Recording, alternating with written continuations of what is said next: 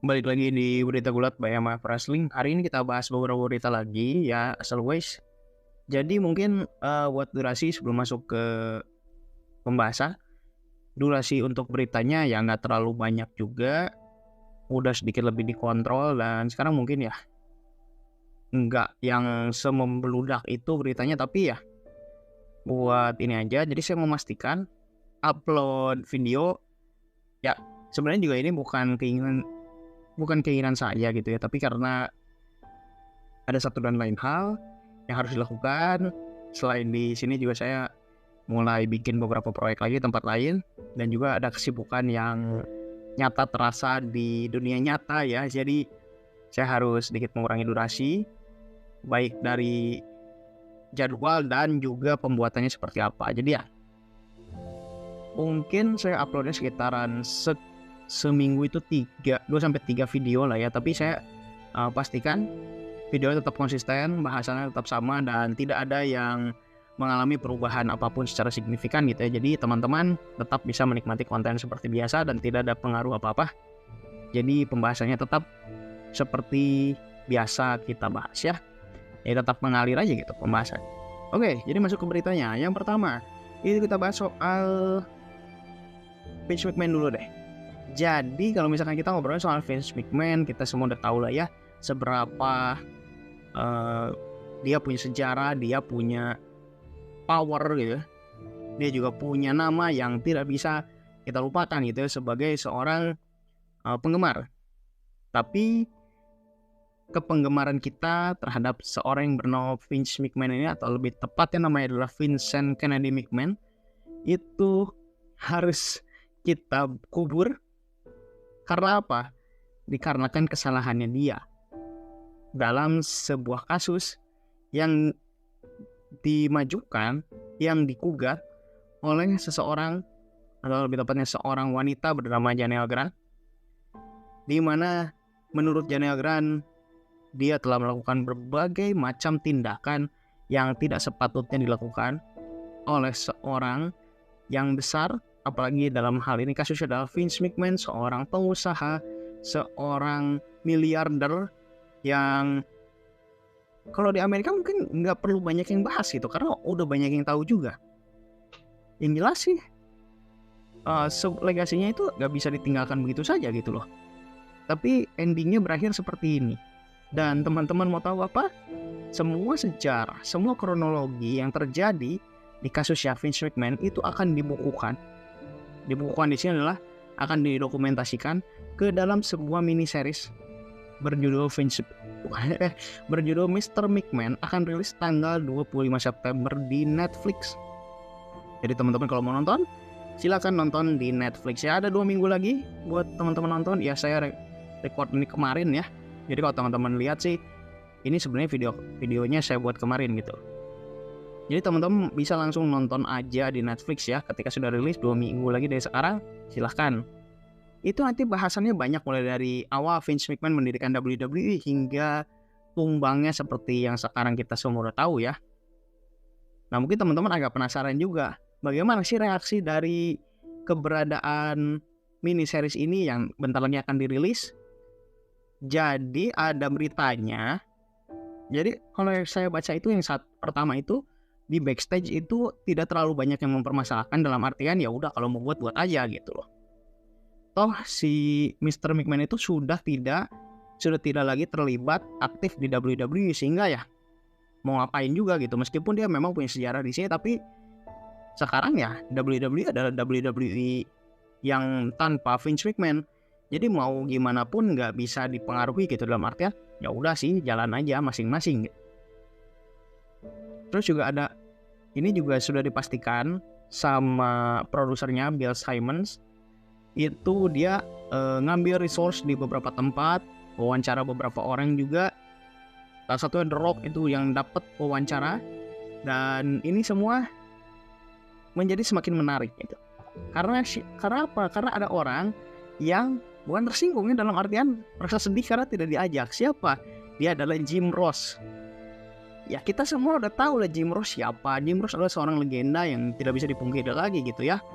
Keberadaannya di dunia gulat seperti apa, WWE, Dia udah berpuluh-puluh tahun menjadi komentator di sana dan sekarang dia merambah di pasar yang berbeda. Lebih tepatnya dia menjadi komentator di AEW dan hasilnya positif juga. Banyak orang yang suka, banyak orang yang nonton. Dia juga kayaknya gara-gara itu ya, karena pengalaman dia, terus juga dia sendiri juga punya kedekatan sama Vince McMahon, tapi kenapa nggak diajak gitu? Kenapa saya tuh udah punya pengalaman segini banyak gak diajak, jadi kayak sedih-sedih aja gitu. Tapi dia juga nggak mempermasalahkan soal itu, dalam artian ya meskipun saya sedih juga saya senang udah ada dokumenternya, ya mudah-mudahan kita bisa menonton gitu ya. Dan yang lucunya lagi adalah kalau teman-teman nggak tahu, dokumenter ini dipastikan tidak ada campur tangan Vince McMahon, dalam artian si eksekutif produser Bill Simmons itu bahkan dia akan memberikan tayangannya untuk perdana itu ditonton langsung sama Vince McMahon. Jadi sebelum dibagikan ke kita nih penonton awam, itu nanti Vince McMahon dulu yang nonton. Tapi bisa dipastikan bahwa Vince McMahon tidak akan bisa mengubah isi mini seriesnya seperti apa, terus isi ceritanya seperti apa, itu udah nggak bisa diubah karena itu sudah menjadi hak ketetapan Netflix dan juga tim produksinya. Tim produksi untuk Mr. McMahon ini ya maksudnya gitu. Sehingga ya mau gimana pun ya udah, kalian cuma bisa nonton tamat, udah gitu. Ya ada reaksi juga gitu, selain daripada apa yang sudah terjadi, salah satunya Jim Ross yang sedih karena nggak diajak, yaitu di podcast Keeping It 100. Itu podcast yang kali ini dibawakan oleh Glenn Gilberti. Glenn Gilberti ini adalah Disco Inferno ya, salah satu legend di WCW, dan Conrad Thompson. Conrad Thompson ini siapa? Anaknya Ric Flair. Jadi di sini mereka berdua bahas soal bagaimana si dokumenter Mr. McMahon ini akan keluar, dan reaksi mereka juga ya cukup beragam lah. Salah satunya itu adalah dari Disco Inferno atau Glenn Gilberti ya, itu dia memberikan komennya itu, ini sih bakal ngancurin banget ya, menghancurkan Vince McMahon, beneran menghancurkan. Terus juga ini secara tidak langsung akan berimpact, akan berdampak pada WWE itu sendiri. Dan juga kan kita nggak bisa melupakan bahwa WWE bentar lagi akan diambil sama Netflix ya, Raw itu akan diambil sama Netflix mulai 2025. Sehingga ini mungkin akan berdampak signifikan. Mengingat kenapa sebelum masuk WWE malah dikasih yang beginian dulu gitu. Tapi di sini si Conrad Thompson itu dia kayak memastikan aja, dia sih cukup yakin ini nggak akan berdampak. Emang sih mungkin kalau buat tidak langsung mungkin tetap berdampak ya, tapi seenggaknya buat dampak langsung ini enggak. Karena apa? Lagi-lagi dia menggunakan prinsip ya semua orang tuh punya nilai positif dan nilai negatifnya lah. Jadi kita juga walaupun sekarang ini pandangannya si Vince McMahon itu buruk banget ya di mata penggemar gulat, di mata media dan lain sebagainya, tapi kita juga tidak bisa memungkiri bahwa apa yang sudah dilakukan oleh dia di dunia gulat sampai hari ini itu sangat berdampak besar. Dan kita tidak bisa pungkiri kebenarannya gitu, bahwa apa yang sudah diberikan oleh dia itu berdampak sangat besar buat kita, sehingga tontonan bisa menjadi seperti ini. Tontonan gulat itu sudah seperti yang bisa kita tonton sekarang. Coba kalau nggak ada dia, mungkin lain ceritanya gitu. Dan saya setuju akan hal ini sama Conrad Thompson, saya setuju karena lagi-lagi semua itu ya, kalau misal kita itu tergantung dari sudut pandang kita. Kita bisa menilai WWE bagus karena tayangannya ramah anak. Kita bisa menilai WWE jelek hanya karena Vince McMahon melakukan tindakan yang tidak benar, walaupun dia sudah nggak lagi di sana. Itu kan kembali lagi ke selera teman-teman ya. Jadi saya juga kayak ya udahlah, kalau ada yang nggak suka sama WWE silakan, ada yang suka silakan. Tapi balik lagi, kita kan jadi penonton tetap harus kritis ya. Jadi kalau misalkan ada yang menurut teman-teman mengganjal, silakan kritik aja. Ya itu bagus. Itu sudah bagus kalau misalkan teman-teman punya pandangan yang kurang lebih sama seperti itu. Ya, oke. Kita masuk ke berita kedua. Berita kedua itu adalah soal Drew McIntyre, mengenai kenapa sih dia bisa kayak sekarang. Jadi yang dulunya mungkin nggak ya, teman-teman tahu lah, Drew McIntyre itu sudah sempat ada di titik terhinanya ya, menjadi anggota dari 3-man band. bersama Heath Slater dan juga Jinder Mahal, itu kan siapa sih yang mau mengharapkan di stable seperti itu? Tapi dengan kegigihannya, dengan kekuatannya, meskipun dia sempat dipecat di 2014, dia bisa kembali 2 tahun kemudian dan dia bisa menjadi wrestler yang hebat. Bahkan menjadi, menurut saya, Drew McIntyre itu adalah orang yang nge-carry WWE di era pandemi selain Roman Reigns, menurut saya. Salah satunya adalah Drew McIntyre.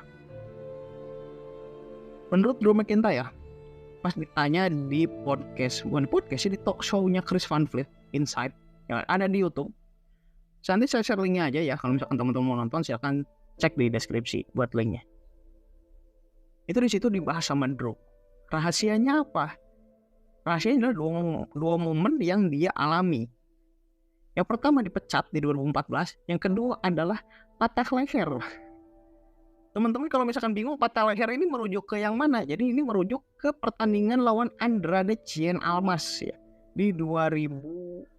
Pokoknya waktu itu buat perebutan NXT Championship yang bulan November kalau nggak salah. Itu War Games atau apa gitu kalau nggak salah, saya agak lupa. Pokoknya 2016. Pokoknya ada match itulah. Andrade lawan Drew McIntyre. Di situ kan yang menang si Andrade Cien Almas ya. Dan orang tuh banyak yang memuji karena matchnya bagus banget di luar dugaan gitu. Karena orang mikirnya Andrade ini siapa? Cuman pegulat kelas menengah gitu ya. Dan bahkan Andrade belum fasih bahasa Inggris. Bahkan lebih jelek gitu daripada yang sekarang gitu. Teman-teman juga mungkin kalau disuruh komen soal Andrade sampai sekarang ya, gak bisa bahasa Inggris. Tapi seenggaknya yang dia lakukan di sekarang ini jauh lebih bagus daripada yang dia lakukan di 2016, 2017. Itu di tahun-tahun segitu Andrade itu jelek banget bahasa Inggrisnya malah. Mana baik gak bisa bahasa Inggris gitu loh. Dan kebantu banget sama adanya Zelina Vega. Menurut Drew McIntyre, dua momen itu adalah dua momen yang bukan hanya mengubah pandangan dia, tapi mengubah hidupnya dia secara keseluruhan. Sehingga apa? Jadi waktu itu kan Drew McIntyre pernah dapat kesempatan waktu masih jadi 3-man band itu Anda bertemu dengan Brock Lesnar gitu ya di salah satu segmen. Waktu itu saya lupa pas kapan momennya. Jadi Brock Lesnar tuh pernah bilang sama Drew McIntyre, "Bro, jangan di sini." Dalam artian jangan 3-man band. Lu tuh bisa lebih bagus daripada yang sekarang. Please berubah. Itulah intinya ya. Jadi intinya Brock Lesnar tuh minta Drew McIntyre tuh udahlah nggak usah 3-man bandan gitu. Sehingga waktu dipecat, apa yang Drew lakukan? Dia grind, dia berjuang keras, membangun karirnya dari nol lagi, dan akhirnya setelah 2 tahun, sekitaran 2 tahun 3 tahun, dia bisa kembali ke WWE. Dan bahkan dia juga punya pandangan itu bukan sekadar dia bisa match sama Brock Lesnar, tapi dia bisa mengalahkan Brock Lesnar. Dia punya pandangan seperti itu. Itu pandangan yang harus diapresiasi banget sih buat kita semua ya. Cenderung gitu lebih tepatnya. Oke, berikutnya itu kita bahas soal, bentar ya, kita sambil baca-baca lagi. Oh iya, kemarin Kairi Sane teman-teman tahu lah ya. Jadi setelah di Raw setelah Basin Berlin, itu si Kairi Sane itu bukan cedera ya, dia luka. Ada luka sobekan gitu di matanya. Jadi kalau teman-teman lihat itu matanya merah.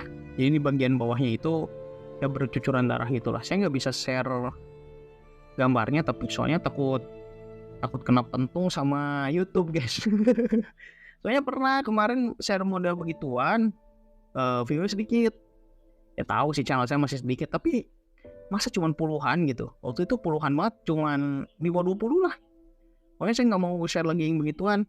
Jadi kalau mau saya liatin nanti juga saya share linknya aja.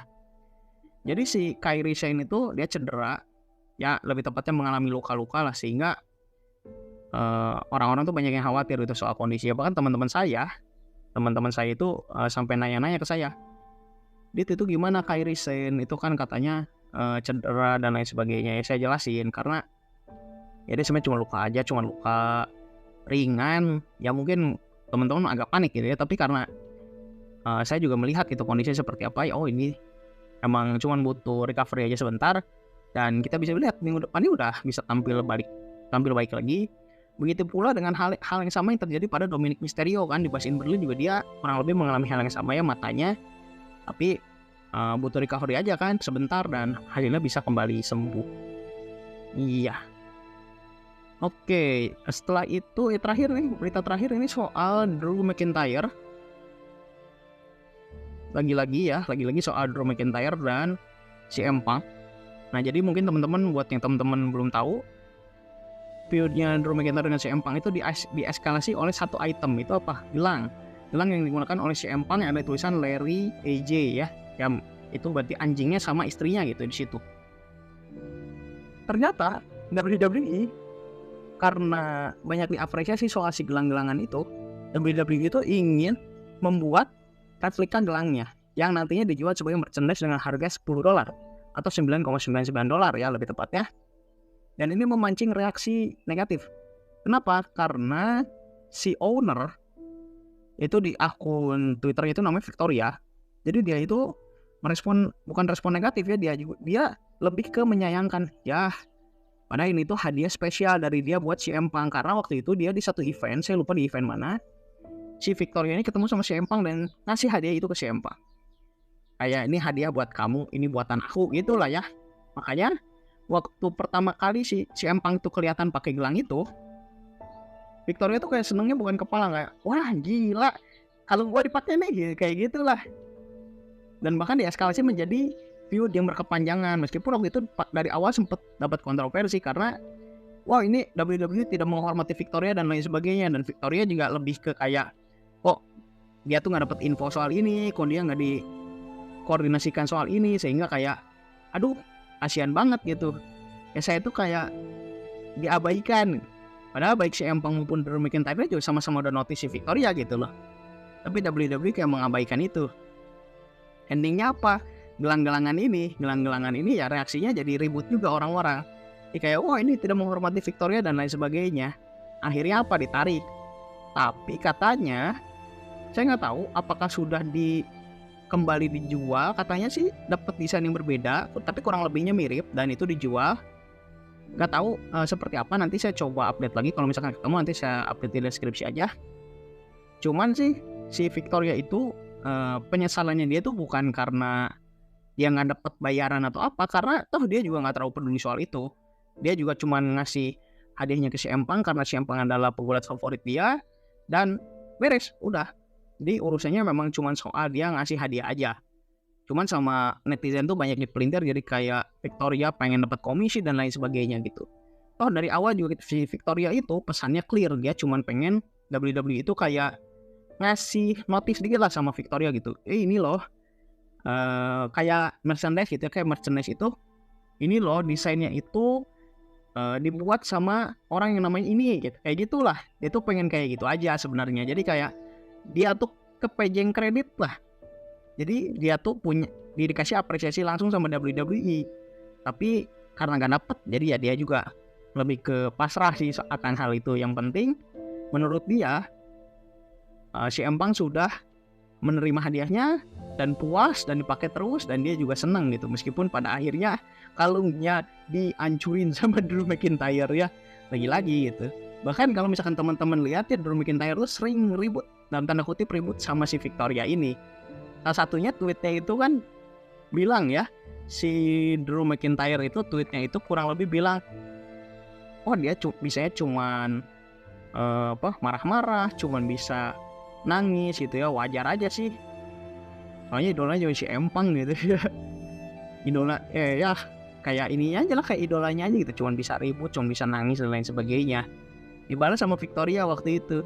Oh pantesan. Aneh sih Drew McIntyre ini umur aja 2 kali tuanya saya gitu.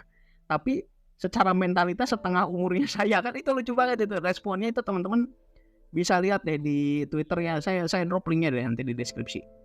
Silakan teman-teman baca sendiri feudnya seperti apa Victoria sama Drew, itu lucu banget. Ya meskipun feud ala netizen aja gitu, tapi lucu loh. Drew McIntyre dengan persona yang sekarang tuh keren kalau kata saya. Tipikal social justice warrior gitu kan. SJW kalau kata kita. Ya teman-teman, silakan update ini cukup di sini. Silakan teman-teman kalau ada mau ide, saran dan lain sebagainya, silakan tulis di kolom komen. Jangan lupa like dan share jika video ini sangat bermanfaat, dan subscribe biar nggak ketinggalan update berikutnya dari AMF Wrestling. Itu aja dulu buat hari ini. Semoga kita bisa bertemu kembali di video berikutnya. Ya.